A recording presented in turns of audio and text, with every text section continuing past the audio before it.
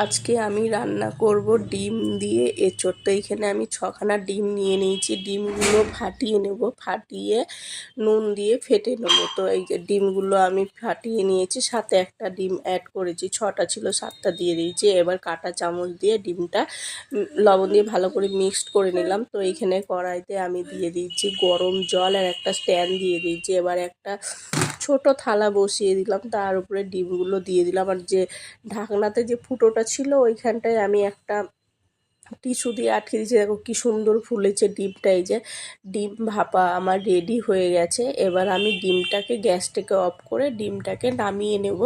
তো এইখানে কেটে নিয়েছি এঁচোড় আর আলু। এঁচোড়টা আমি কেটে ধুয়ে রেখে দিয়েছি, আর এই যে ডিমটা আমি নামিয়ে নিলাম। এবার ডিমটাকে আমি সুন্দর করে পিস করে কেটে নেবো। এই যে আমি এরকম পিস করে কেটে নিলাম ডিমটা। সব কটা ডিম আমার কাটা হয়ে গেছে। এবার এঁচোড় আলুটা আমি ভালো করে নুন হলুদ দিয়ে একটু ভেজে নেবো, তারপরে ওই তেলেতেই দিয়ে দেবো। ডিমটাতে নুন হলুদ মাখিয়ে নেবো, মাখিয়ে নিয়ে ডিমটা ভালো করে ভেজে নেবো। আবার ডিমটা ভেজে তুলে নিয়ে ওই তেলেতেই আমি দিয়ে দিলাম গোটা জিরে, আর দিয়ে দিলাম তেজপাতা আর পেঁয়াজ কুচি দিয়ে ভালো করে ভেজে এখানে আমি দিয়েছি আদা রসুন আর টমেটো পেস্ট। তো এবার দিয়ে দিচ্ছি জিরের গুঁড়ো, কালারের জন্য একটু দিলাম কাশ্মীরি লঙ্কার গুঁড়ো, আর ঝাল তো কাঁচা লঙ্কা আমি বেটে দিয়েছি। তো মশলা দেখো, মশলা থেকে তেল ছেড়ে দিয়েছে। তো এবার আমি ভেজে রাখা এঁচোড় আলুটা দিয়ে ভালো করে কষিয়ে একটু গরম জল দিয়ে দেবো। তো গরম জলটা ঠিক মাপ মতো দিয়ে দিলাম।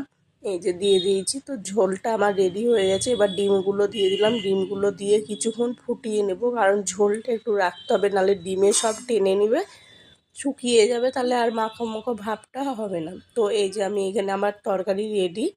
এখানে আমি গরম মশলা আর ঘি দিয়ে এবার তরকারিটাকে নামিয়ে নেব। তো এবার গ্যাসটাকে অফ করে দেবো। তো আমার তরকারি পুরো রেডি। ভিডিওটা কেমন লাগলো অবশ্যই কমেন্ট করবে কিন্তু।